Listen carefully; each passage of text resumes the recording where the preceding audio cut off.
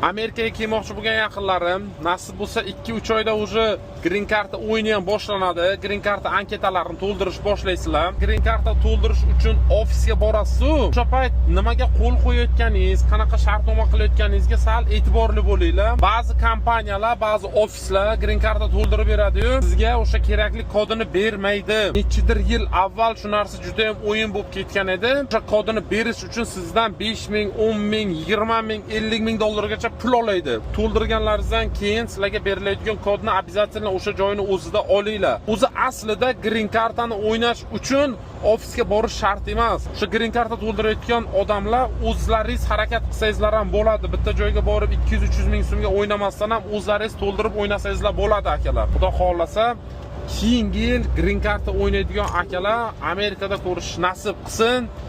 Hamma meni podpischiklarim hammalaringiz yutinglar. Hammalaringiz Amerikaga kelinglar.